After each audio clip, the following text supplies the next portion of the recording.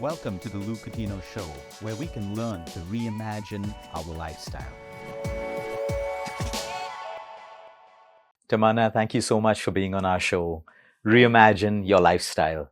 I've known you for years now, and we've had such fantastic chats and, conversations together. And I'm so honored to have you here today to speak to our audience. The vision of our show is very simple. It's about you. It's about your journey. It's about how you handle the great times in life, how you handle the not so great times in life, because there are so many people out there who are confused. And at the same time, we can send messages to them of hope, of possibility, because you're a human being. You go through your own set of emotions. And a lot of people don't always see that for different people. They think life on the other side is very, very different and, that you have it all and you see all of that. But I know you. I know you're a human being. You're down to earth. You're humble. And I thought your message to the people out there would be something like gold today. So thank you for being here on the show today. Thank you for having me. And I have a very clear memory of how we met the first time when I came to you to take a consultation. It was very interesting how the way you asked questions, it felt like a friend was talking to me. It wasn't about, or how I naturally felt like I responded towards you. I think there was a innate sense of kindness in the approach that you had when it came to nutrition or just lifestyle. But what I think that one meeting really stayed with me, and I feel like being kind can really help people open up from a lot of the things that they're battling within themselves. And the fact that you said that a lot of people are confused is funny because that's mostly the first line how I start my journal. So I journal mostly at the end of the day. And I've been journaling since I was a very young girl. And inevitably, there were questions like, who am I? And there were questions like, I am confused. And what do I now? How do I? This is the possibility if I do this, this, this. And this is the possibility if I do this, this, this. Now, which way do I go? But it's really funny when on a day which is random, many, many years later, when I go back and I read those, it feels funny, and it feels like it's like as if like why was I thinking about that so deeply? But it's not consequential. So the question is, how many of our confusions are actually consequential in the larger scheme of things, and how important is it to reflect on that internally versus get drowned by the whole cacophony that's outside, which is fairly overwhelming. Yeah. No, I see your point. Thanks for your kind words. And we really enjoy working with you because you're so kind to our team. You're so kind to everyone and they just absolutely love working with you. So thank you for that. But since you picked up the topic on journaling, I want to get into that a little bit deeper. Since how long have you been journaling and what kind of benefits have you experienced from that? I like what you say about confusion. Sometimes when we look back, we wonder why we were thinking about it. And that's why I think the human mind creates a lot of problems out of worry and anxiety when we overthink things and then we look back and we realize it never was a problem. Yeah. So you've been journaling since you were a child. What's some of the stuff you like to write? Is it your moods? Is it like, and how has it benefited you?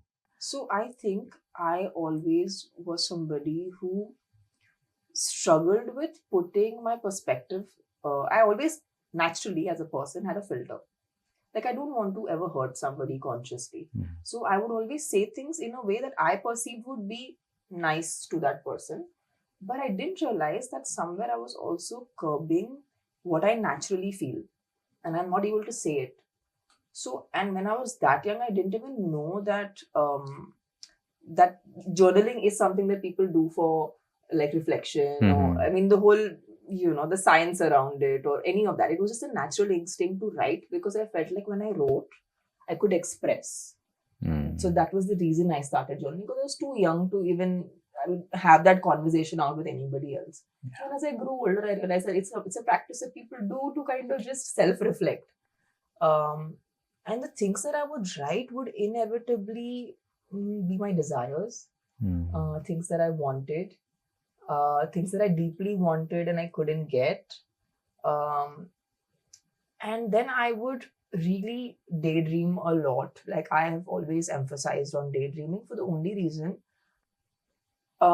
in today's time, there is too much conversation outside, including social media, including, I mean, we all use social media. It's a wonderful tool. When used correctly, it's very useful.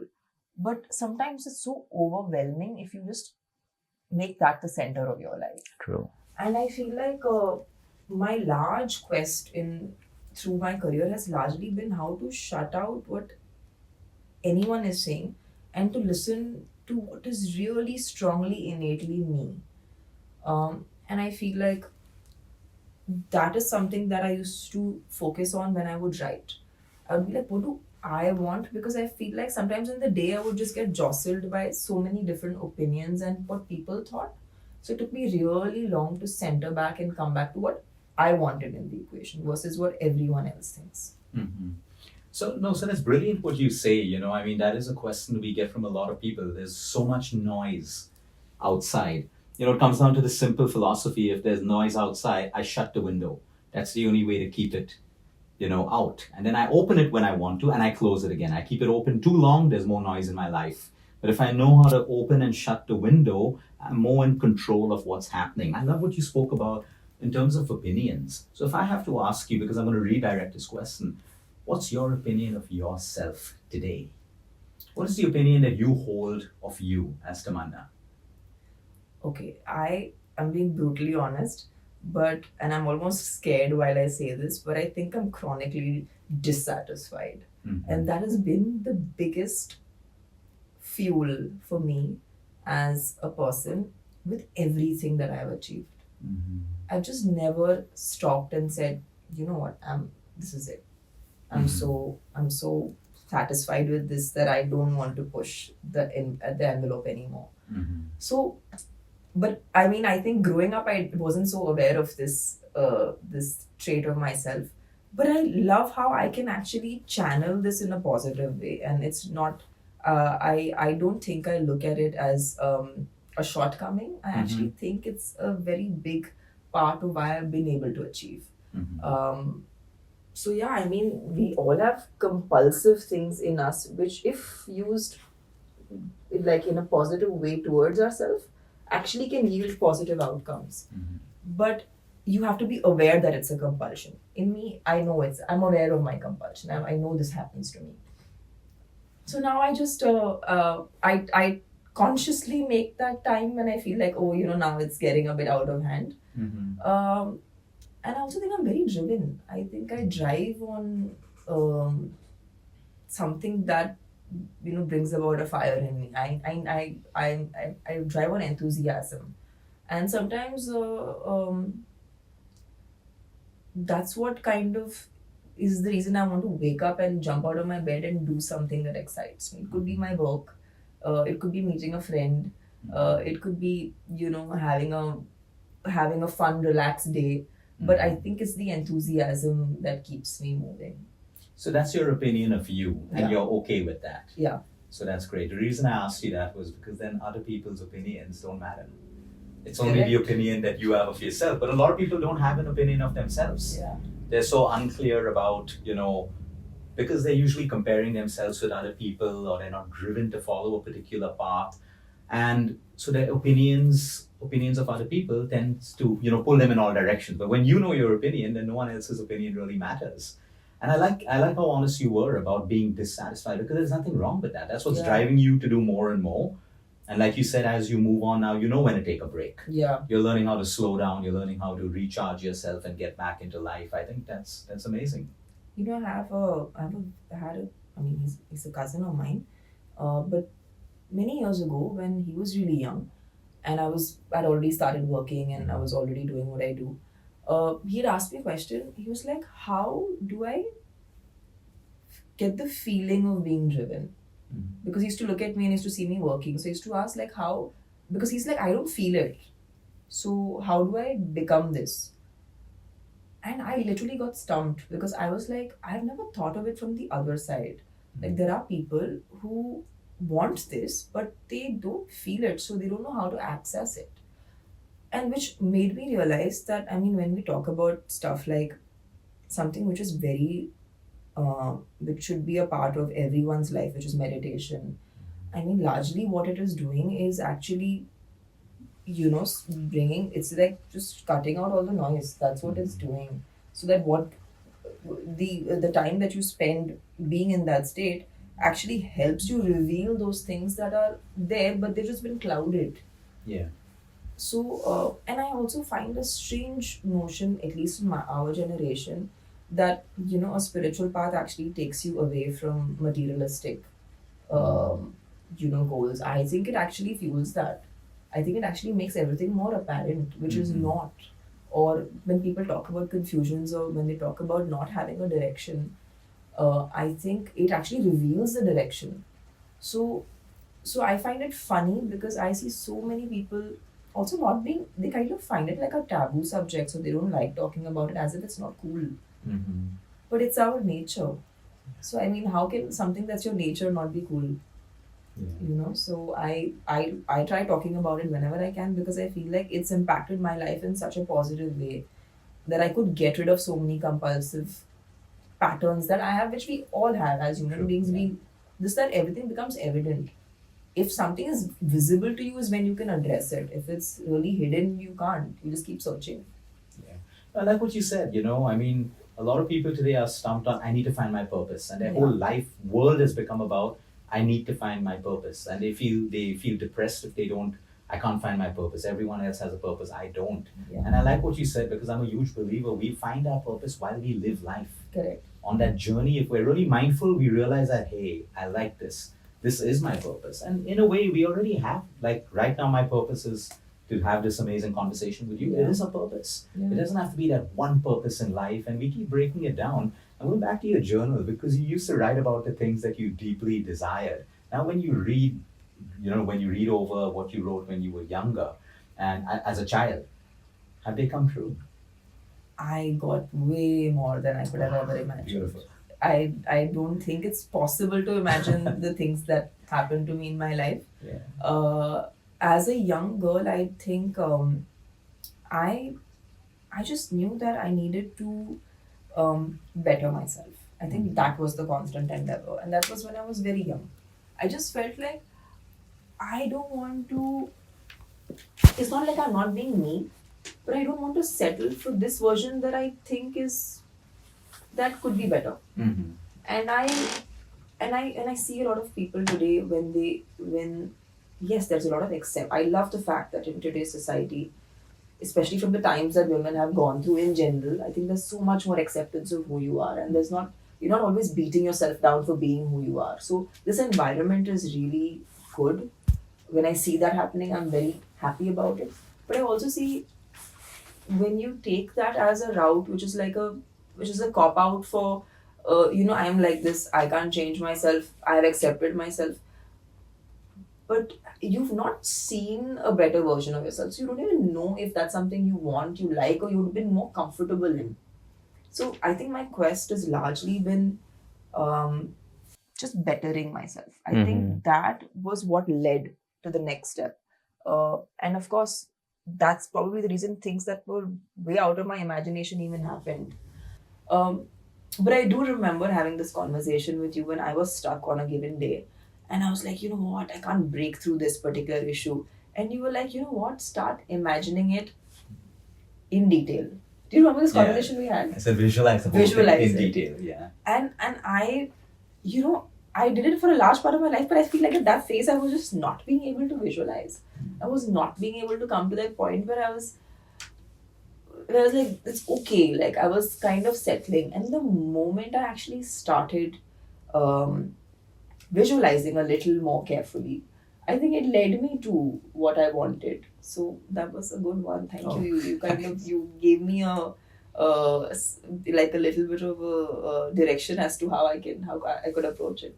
No, but then the reason you still journal is because it works. Yeah. And I want to go back on something that you said that's beautiful. Acceptance, like positivity has become toxic. Everyone's just like good vibes always. It's not possible. You need to feel sadness, ride the waves, but don't get stuck. Yeah. But even with acceptance, there's now a new word. It's called toxic acceptance. And you're Is probably hearing it for the first time on the show. I am. The point is, it's exactly what you said. Some people, they don't want to try hard enough. Now, I'm not saying if I'm brown and I look in the mirror, I'm brown, I accept it, I love myself the way I am. But if there's something that I want to change about me, it could be my skills, it could be my body, I want to probably get lean or buff. I don't have to really put acceptance there. I accept me who I am, but it means I can improve. Yeah. Because a lot of people, they put themselves at, oh, I accept who I am, but inside they don't. They're not happy. They're not happy. Like, oh, I accept this relationship, I'm in everything, but inside they're sad, they're bitter, they're resentful, they're lonely. So I feel toxic acceptance, I'm really happy you brought that up, because it's okay to want to improve. It's okay to take help to improve. But at the same time, we don't have to improve or do things because everyone else is doing it. It has to be our authentic self. That I do want to make this change for me. Yeah. So I love that you brought that up. So you're living your dream life now? Was this your dream since the time you were a child? Doing what I do for a living, yes. That was definitely a dream. But I think what's happened as I've grown up is that I realized that a lot of things that I thought I wanted were not things that I wanted. Were things that which happened to everybody. So, but what happens to everybody not necessarily needs to happen to you. You can't take advice or look at someone else's life as a roadmap for how your life should go. Because you might land up at a similar crossroad and realize you don't even want it to begin with. And I feel like that's what happened to me. I think, and I'm very glad that happened to me, because I'm just happy that I eventually landed up upon what I know I'm happy, comfortable, and joyful being in. And I'm still building my own world. And I like the fact that I understood that the world I want, I need to create.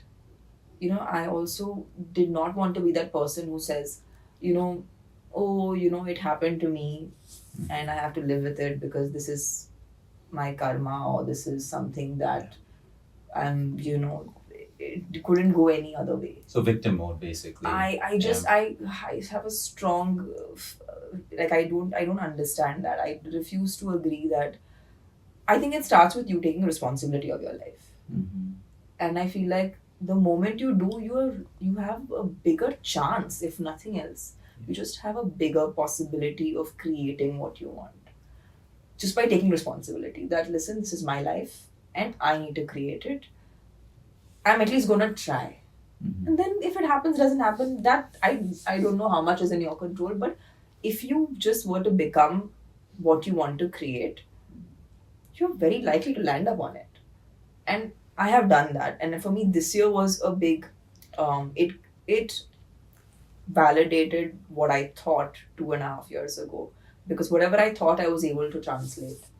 By taking responsibility, by doing what it took to get there, and to do those things, you have to do the work. There's no running away from the work.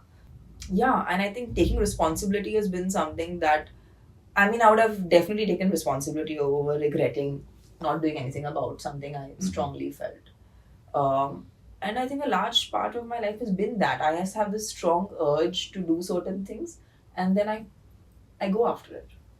So, no, I think you answered a very, very important question. A lot of people out there are stuck in victim mode, and they all have their own reasons, which we can never really judge. Yeah. But they're stuck in victim mode and they need a change in attitude. Basically, what you just described to me was your attitude. And I like what you said. That's the best advice for someone in victim mode. Number one, you got to take responsibility. It could be 10 people's fault around you, but you got to take responsibility. You can take a day or two to blame everyone, but then finally... Please feel bad. Yeah. Maybe even feel as bad as you want to. Even a week, feel all the emotions, but then finally, we are the only people who can actually make that difference. I like what you said about the responsibility and the action. Have you ever found yourself in a really, really difficult situation? If I had to ask you, because I've seen how you've grown over the years. I've seen how you've grown even in the last 2-3 years that we know each other. It's been amazing how you've stayed the same. But I'm sure all of this has also come with difficulties and challenges in your life. Would you like to talk about, a challenging incident in your life, how you got out of it? Like when you felt at your lowest point and how you got out of it? I think I am very grateful for having parents Mm. who actually, one functions like the mind, my father, and one functions like the heart. Full of emotion, full of love. Yeah, your mom, I full know, she's of amazing. I mean, I don't know what the heavens are made of. I don't know what what they talk about when they talk about God. But I think I see just traits of that in my parents, and they created this perfect environment for me to be pragmatic when I needed to be. Yeah. And the times when I was really low and I just felt like I can't do it, I'm having a bad day.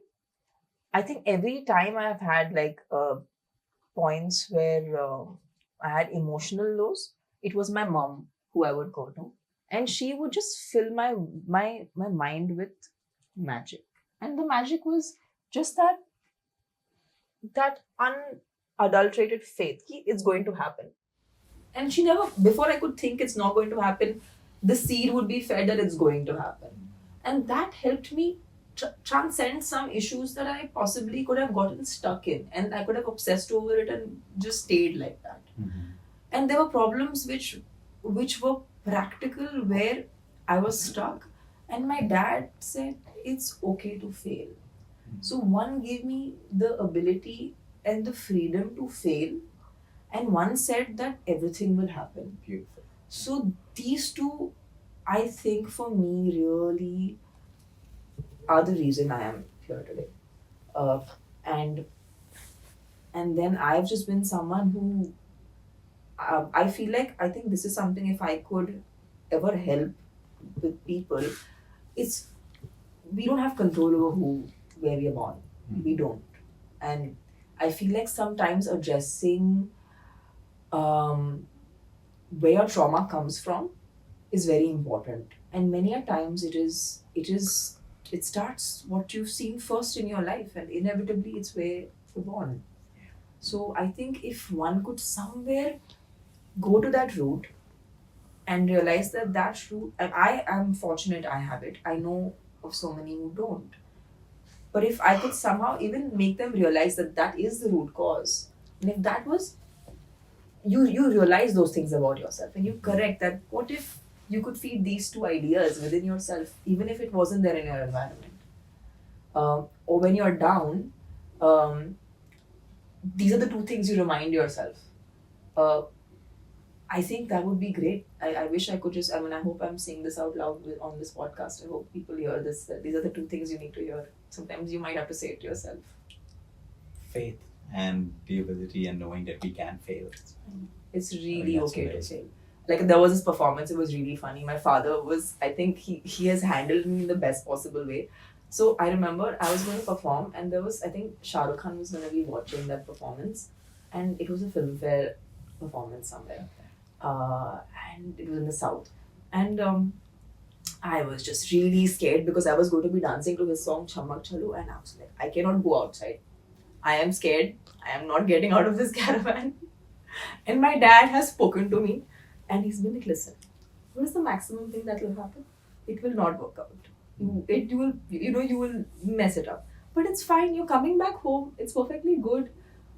And then he was like, okay, this is fine, but now I want you to also go back and spend some time with yourself and rehearse. So he just left the caravan to me, and I was, of course, the caravan was shaking because I was dancing inside the van. Okay. And then and I smashed the performance. Wow. But I just wanted someone to sit me down and give me two aspects to the problem. Sometimes some problems can be emotionally dealt with, and some need to be dealt with practicality. And if they both can come together, it's beautiful. Most potent. Yeah. Works like a charm. So your message is also very clear. It's okay to be fearful, but it's what we do with that fear. There has to be an action. A lot of people are just stuck in fear, and it doesn't allow them to move forward. Tamannaah, you must be going through a lot of negative moments in your life, not created by you, but created by other people. I mean, you're on social media. We all know, social media can have beautiful comments that uplift you, and then you have the really nasty negative ones, and it makes you even think like, is this a human being or is this a bot? Or and there's this whole thing of, we always keep explaining the science. You can be going through 500 beautiful comments, and then there's one nasty, and you forget all the good 500 and you only focus on that one. That's because the human brain perceives it as a threat. Yeah. And we're supposed to because it's changed the way we feel. Correct. So it's automatic. A lot of people say, oh, ignore it. You can't ignore it. No. You will look at it, you will feel it, because now it's created a feeling in you and the brain perceives a threat. So it wants to be very conscious about it. That's one of the reasons it's happened. But how have you handled this, and how do you continue to handle it? Because there's going to be envy, there's going to be jealousy everywhere you go. So how do you handle this? And was it easy for you from the start, or have you learned along the way? See, fortunately or unfortunately, I chose a profession in which the way you understand yourself also comes with a lot of what people think, how good or not good people think you are. Because as a performer, at the end, you do want your audiences to like your work. Yeah. And that is primarily what we do. Yeah. We become stars because lots of people seem to like us. That's how it happens. Now, in that journey, there comes a time for everyone where there's a lot of hate directed towards you. And inevitably on social media, because it's mostly faceless people sitting wherever they are sitting, can literally write anything they feel like about you, which can be really nasty. Yeah. The problem is not when, and we face it, is not when in 100 there's one bad comment, but there are times that the 500 comments are actually bad. And for me, when that has happened to me, for the first moment, it took me by a storm, and I was very uncomfortable with it because it really made me feel like, what's going on is something that I've done gone wrong. But I feel like when I spent some time being on my own, I literally tried to ask myself the question that where do you think this comes from? And I feel like there's sometimes a lot of moral policing that people do, not realizing that you're an actor, you're a performer, and they expect you to be an idealistic version of something that's ideal in their way, in their head. And that varies for everyone. So it's not necessary what they're projecting towards you is about you. It's actually about them. Whatever negativity you see is their perception that is out there, and it's being projected towards you. So now I have an option of either believing that is me, or I have an option of believing what I think is true about me. And I literally had this one moment again.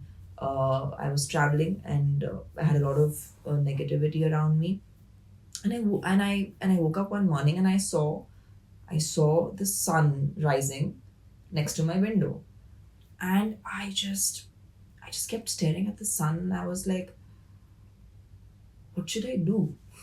Which is literally the thing that popped in my head. And I was like, I think that's the moment I felt that I have to just focus on becoming who I want to become, and not be worried about what so many people think about me, because they've never been on that journey. They've not lived my life. They have no idea about who I am.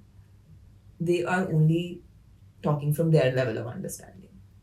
So I had this very emotional moment where I woke up, and it was I felt like it was the moment I saw the sunrise. That's where I got this idea in my head, and then I just stuck with it. That's how I have dealt with it.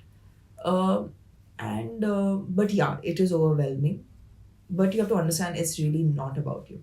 It's about the people who are writing, and it's about the people whose opinions those are. It's literally their mind. It's not yours. Oh, that's beautiful. And it must have taken you a while to reach this particular point. Yeah, it took me, in my case, it took me a week. It could take someone longer. But I really emphasize on whatever's happening, just coming back to yourself.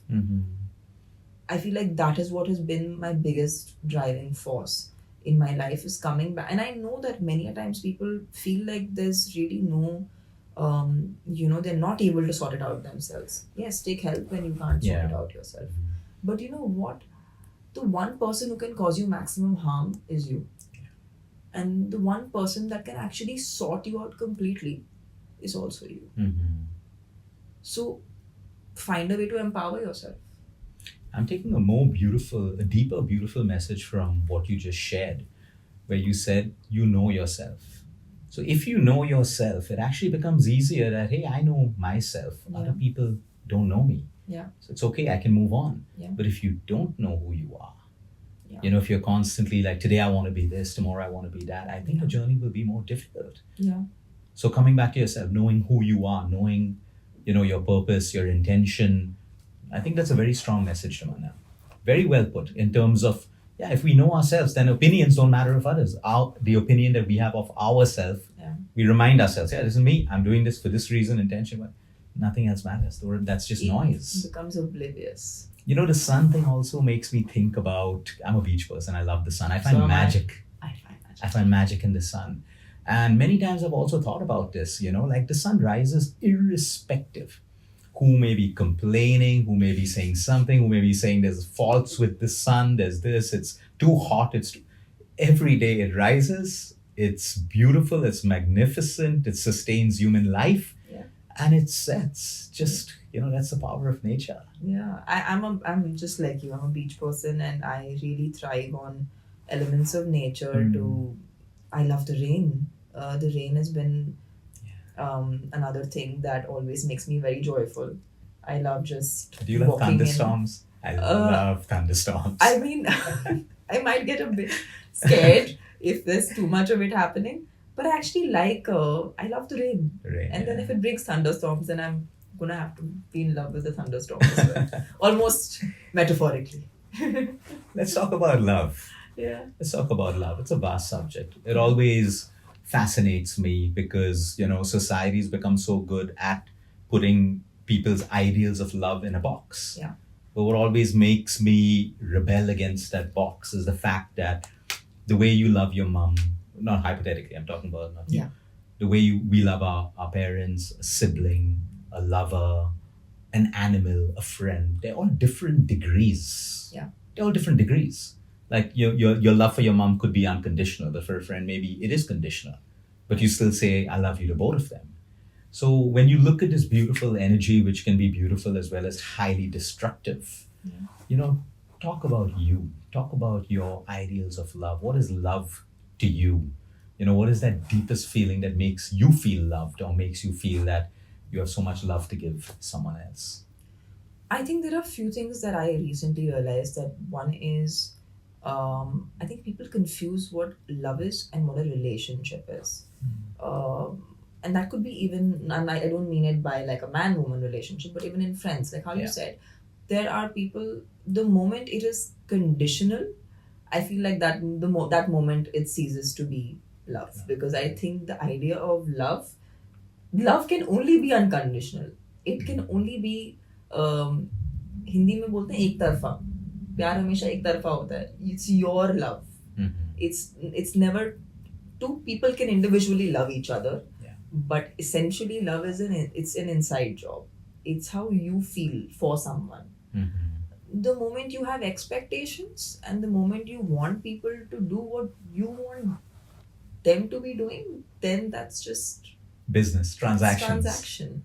Exactly, it is transaction. So there are a lot of transactions in the world right now. Yeah, which is then, but I feel like you should accept it, that this is transactional, and this is when I truly feel love. Like I think love as an emotion is the same. It can be, the love is the same that you feel for your puppy, what you feel for your parents, what you feel for your lover. That emotion is the same.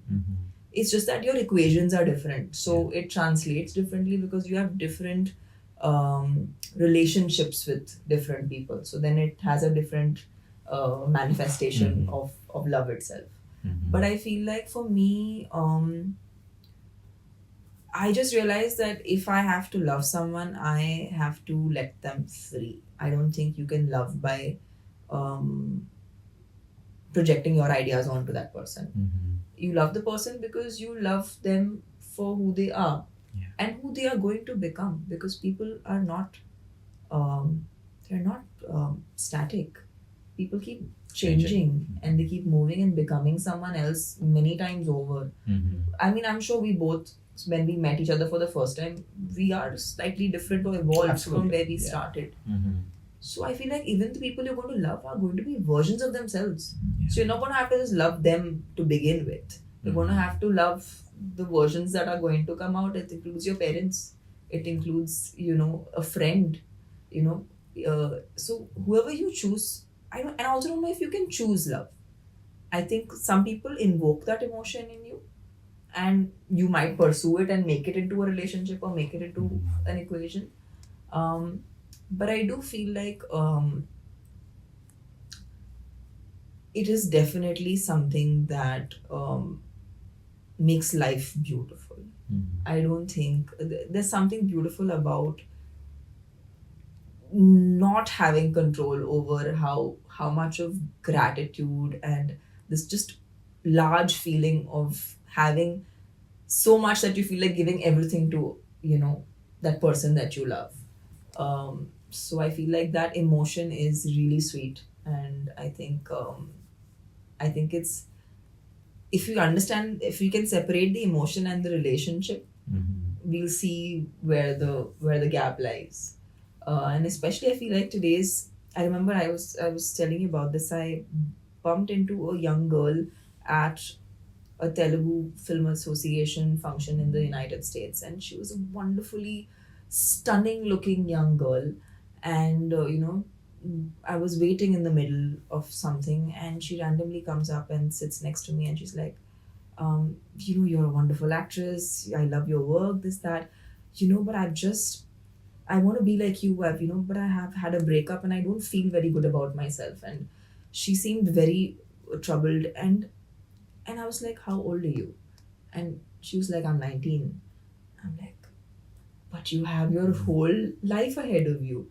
And she's like, no, but the boy dumped me and I just don't feel very good about myself. I'm like, look at yourself. You have so much that is yet to be discovered by your own self. There is going to be so much more that you're yet to experience. And, and I told her that heartbreak is not a bad thing. Because I think it's not. I think it's important.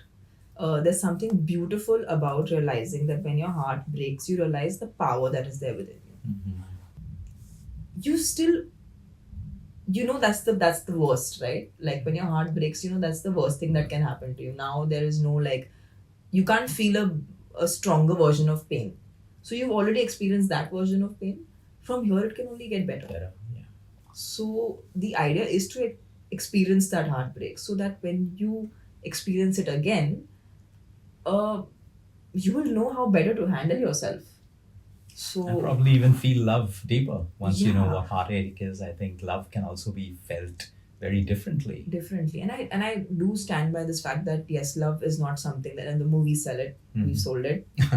Growing up, sold the idea that love only happens once. No, it can happen as many times as you decide that this is something that you're going to feel. And I mean, I think I have been really surprised that I realized that I could feel it so strongly when I thought I couldn't. And that's the reason I think I ended up telling that girl that, you are going to love again and you are going to feel everything again because it's created by you. It's not some outside force doing it. It's you who's constantly feeling the love. It's so, I just wish her well, and I hope that moment helped her. Beautiful. I hope that changes her, what you told her. But like that, there are so many people out there who are stuck in broken relationships or just, out of relationships, hurting. Do you feel there's a connection of even self-esteem, which is how we feel about ourselves? Yeah. Because sometimes if we depend on a partner to make us feel good all the time, then when that love ends or that energy changes or it's over, you don't know, you feel lost all the time. Of course, you go through the pain of heartache because you're attached. There are so many moments, intimacy, memories. But I think it's very important for humans to learn how to feel good about themselves first. Yeah.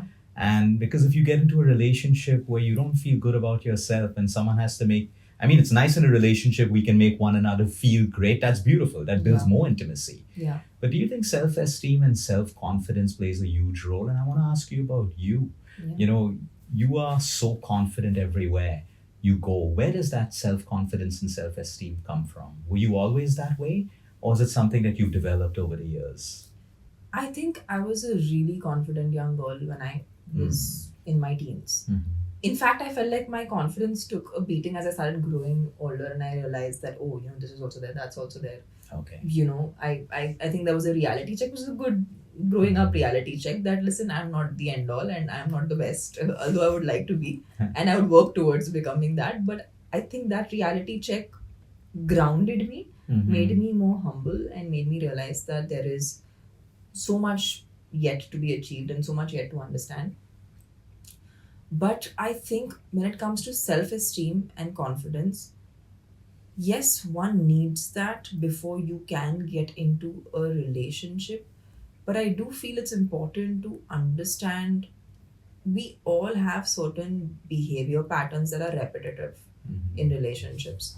And I feel like sometimes, even if you can identify those problems, that somewhere, even if you're still struggling with self esteem and confidence issues, you're likely to be able to handle it if you've identified what your Mhm. compulsions are. Because that then what you need to do is just take care of those compulsions, not to repeat that same So thing. awareness of yourself. Awareness, I think, is a. Yeah. I don't think. I'm. This is my personal opinion. I feel like I've always been much more happier when I've been in a relationship versus when I was not in one. I love the feeling of having companionship, of having.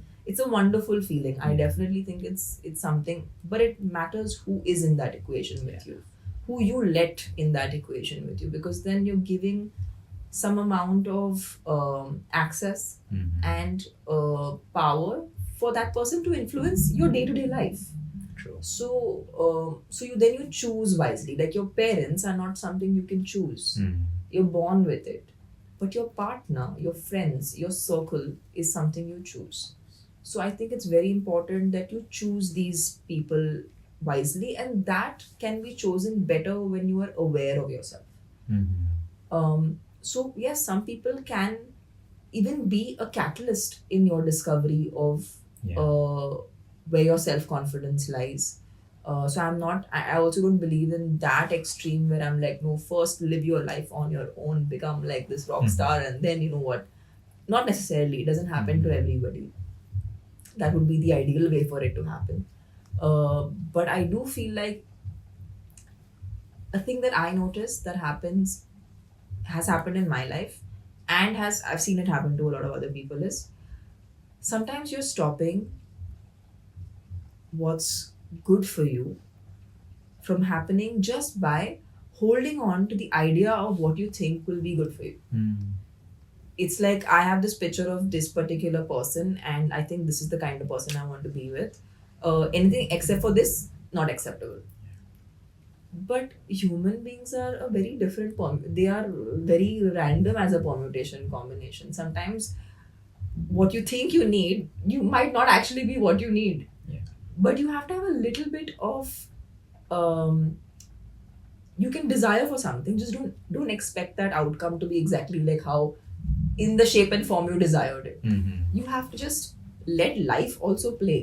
Correct. You Yeah. can't micro control everything, and I feel like today's generation wants to micro control, like how much is happening, Yeah. how is it happening. Yeah. I think that little bit of faith in letting things happen to you is also not really looked upon as an actual matter of consequence. Yeah, which is also sometimes going with the flow, because we Yeah. don't know it all. Yeah, you And can't. there are mysterious energies that work in all ways, especially, like, I love what you said, when you keep your mind open. Yeah. Most people energetically block Block. love out of their life, thinking that this is the only thing I want. And then they get it, but it comes in a different form. Yeah. Like, I always have this lady who said, Luke, I used to visualize the husband I want. Hmm. He should be honest, he should be amazing, he should be, and I don't want anything. But she Yeah. went on saying, like, he shouldn't be this, he shouldn't be that, and all Yeah. of that stuff. Yeah. Saying, I got the guy, he was everything I wanted, but he was a wife beater. You know, so Yeah. she's saying, now I've changed the way. She's saying, Yeah. I just want someone, okay, to in my life who can respect me, nurture me, and above that, I want the divine power to lead our relationship Yeah. in a way that it's supposed to be divine. Yeah. Because she said, I knew what I wanted. I was so specific in my visualization, Yeah. but I forgot that there's a divine power that Yeah. also knows what is best for us. Yeah. You use the word faith. Yeah. Is that an important word to you? Do you pray? Are you a religious, spiritual person? I think I'm a little more spiritual. I've never actually been Mhm. ritualistic. I also understand that what we have been not looking in our culture, in the culture that we have, I just feel like we don't completely understand how scientific our culture is, and we undermine the power of this, understanding that people have had from before in our culture, and we kind of we've always kind of taken whatever the West is given to us versus taking what is Indian, which is strange because I don't know why we need that validation for us to take on something. So yeah, I think for me, being spiritual has been a very big catalyst in me being able to translate a lot of things that I wanted and even more. Uh, because what it let happen for me was, um, sometimes what you need is to be able to see what is like, okay, this is a vase with yellow flowers. I just sometimes you can't see the most obvious thing in front of you because you're just so overwhelmed by everything around it. So I think what spirituality led me towards is just seeing things for the way they are versus what I wanted to see them as. And most of us are just battling that emotional strife of wanting something to be the way we want it to be versus seeing things for what it just exactly is. And that solves most of your problems. So again, perception, thought, Perception, awareness. yeah. Beautiful. Tamannaah, of course, we'd love to know about, your sleep. Is that important to you? Is sleep important to you? How do you relax? How do you, wind down when you've had a tough day, shoots? I remember your messages when you were on shoot and you had like 15 minutes of breaks in between and between your dances and your power naps and then eating and stuff like that. What's your routine like? What's your routine from the time you wake up? What are some of your favorite foods and your exercises that work for you to maintain you the way you are now, which is awesome. Yeah. Talk to us about that. I'm sure people would love to hear about that. So I think one thing I really stand by is that as a person, as a human being, you're going to change from your childhood to your teens to your adult life. That's what I've noticed in my sleep patterns. When I was a young girl, I would sleep almost sometimes 18-19 hours. And nobody would like my mom and dad were like, you know what, she feels that sleepy, she used to sleep that much, let her sleep. And then as I came into work life, there were days where I was on 3 hours of sleep. There have been times I've not slept for 2 nights, worked all night and day, and functioned. And then now I've come to a point where I actually need sometimes between 6 to 8 hours and I'm fine. So I am noticing a pattern where the amount of sleep I need is actually reducing as I'm growing older. And that's also, it also trickles down into how I am eating. I used to eat a lot of food. I could really wipe off some. I mean, if I tell you the quantities, you'd be like, I don't know you. Because I would really be able to eat a lot. I just don't feel the need that I need so much for me to, function and sustain than before. And I think the same thing is with, I think sleep is something that I now feel very like it's in a routine, and I make sure I get 6 to 8 hours. And in terms of exercise, I've been someone who loves to lift weights. I've always loved Fantastic lifting. choice. Yeah. And that has been my natural inclination is to lift. And so somewhere the cardio aspect always suffered because I'd be like, I was that one person who'd push off cardio for a bit. But I recently had started running, which was a great way to empty out your mind, spend time with yourself, also, you know, run, and it's a great cardiovascular workout, and it helped my mobility in many ways. So I feel like you have to somewhere balance off, um, how agile you are, and that comes with different, by constantly activating parts of your body that aren't being used as Correct. much. Or also certain kind of movements which you've not been doing, it's nice to attempt that, because the moment you do that, it opens up something else. Like in the middle, I was doing sessions of kickboxing, I was doing a lot of and all of a sudden I felt like I could jump from one place to another, and I was not feeling the resistance. Basically, I was losing resistance in terms of whatever I did. So I am that person who tries new things to constantly move off from anything that my body is too used to. I think that's what has worked for me. I time to time change whatever I'm doing. So I feel like that gives me a more stronger result versus just sticking on to one pattern which my body's come somewhat plateaued into. Also, I feel like I remember when I was struggling with not being able to sleep because just of time, because of like sometimes traveling too much. The usage of just taking melatonin, which is such a which really helped me on like days where I've flown for some 16, 17 hours, and then I'm like I can't get sleep. I think it's nicer to demystify certain people just think everything is just bad for you.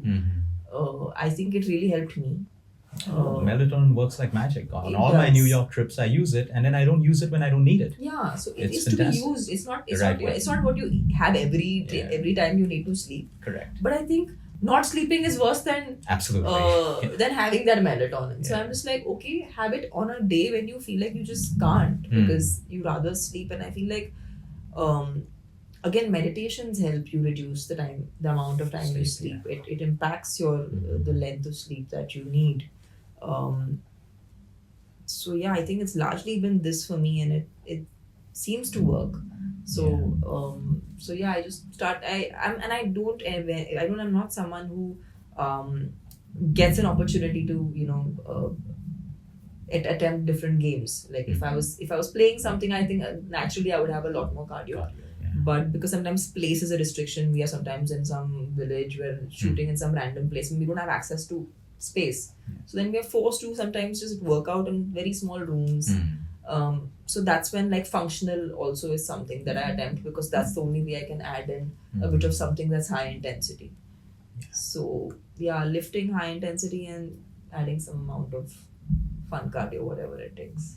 Awesome. Thank you so much for sharing that. Thank you. So, Tamannaah, when we released our book Back to the Roots, Yeah. in between that time of the pandemic and everything else, a lot of your fans who I would meet at airports, and some of them are our patients, clients, random people who would walk up, they would walk up to me and ask me like, is Tamannaah kind? Is she that in real life? Is she this in real life? And the reason I'm saying this is because, over the last couple of years that we know each other, every time I've met you, and I have to say this, I mean, I see the way you treat people, whether it's the staff down at the Taj or wherever we've met, that genuineness comes out. And the other day, I think the last time we met was at Chambers over here. We met up for a chat. Yeah. And I think, the staff over there clicked some pictures, and then you went into the lift, and I had to stay back to meet a patient. Yeah. And I heard them saying that, she's such a genuine, beautiful person. She makes us feel good.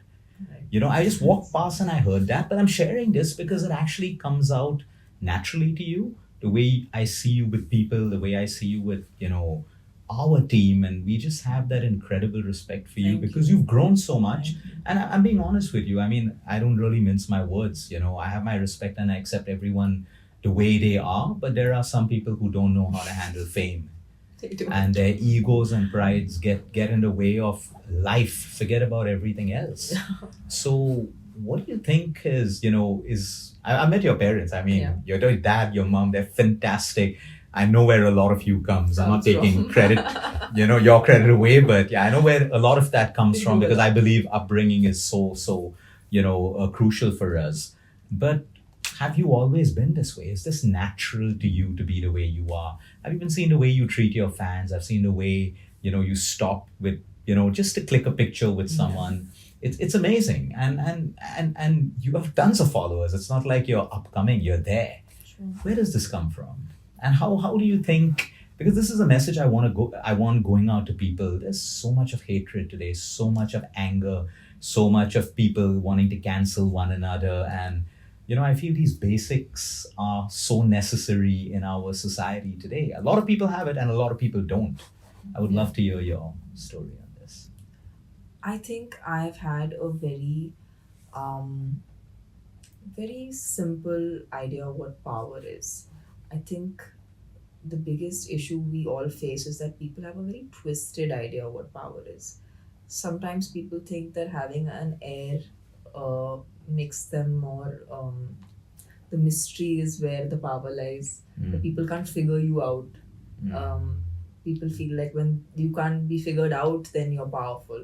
And I feel Okay. like that's always been something that I never related to. For me, it was Mhm. important that when I make other people comfortable, or if people in a room are comfortable, I noticed that that's when I was the most comfortable. Like I am very happy. I'm only making, because I think people get tired of dealing with the layers we meet them with, right? Like it's exhausting to figure people out. It's the most tiring process. Yeah. So I think when I enter a room, my idea is to lose those layers, if there are any that I have left my house with, and just meet a person as a person. Yeah. And I find that to be my definition of power, to be able to meet another person just as a person, not as what they are doing for a living, not what they identify themselves as, just meeting them as a piece of life, just like I am a piece of life. And I feel like that's such a unifying factor for all of us, that nobody is better or worse than anyone. And it also helped me deal with a lot of powerful, strong people. When if I was ever in a room with so many, we always think that, oh, we are meeting someone who's has achieved blah blah blah, but at the end they're still just people, Yeah. and they're made of the exact same things that you're made of. Mm-hmm. So I feel like just understanding that as unique as we are, we're still made of the same things. Mm-hmm. And I guess that's where this primarily stems from. Mm-hmm. It's the only way I have naturally felt that I should be with people. What you become, what you achieve, those are auxiliary things that come and can go also. Absolutely. So it's not really permanent in any capacity. So yeah, that's I think that's so simple and beautiful. Thank you for sharing that. Thank you. Tamannaah, this has been amazing. But if you had all the eyes of the world on you right now, what message would you leave for anyone watching this show today? Any message that comes from your heart, what message would you leave people? The power is in you. It's never about the other person. Don't give away your power to anybody. It is always in your hands, and not what happens to you is in your hands, but how you react to it is. So take that in your hands and take what is your responsibility, and just don't shy away from it, because that really has been something that has really helped me in my life and my goals. So I hope it helps you too. That's beautiful. That's beautiful. All my podcasts are amazing and special, but this is really special because It's thundering. the thunder that you can. I've been waiting for this for like months Yeah, I know. and months, and every time I like travel, and my mom will send me a message, "Hey, Luke, it's thundering," and I'm like, "Why am I missing it? What am I doing wrong not to get the thunder?" It's Yeah. very special. Fantastic. To do Tamannaah, all your thank you. desires. You met Tamannaah, so all your Tamannahs are coming true. I'm gonna go and start writing in my journal now. No, but this has been beautiful. Thank you. The amount of generosity in your sharings with us has been spectacular. Thank you. And thank you. This is the whole idea of this. For people to take something away, apply it to their lives, and build extraordinary lives. I love what you said about the power is in us. So many have just given it away. Yeah. and we're stuck as victims. But I love that message, and thank you so much, Thank Tamannaah. you. Thank you. Thank This you is so wonderful. Stay tuned for more. We're going to continue our journey, learning, sharing, and evolving.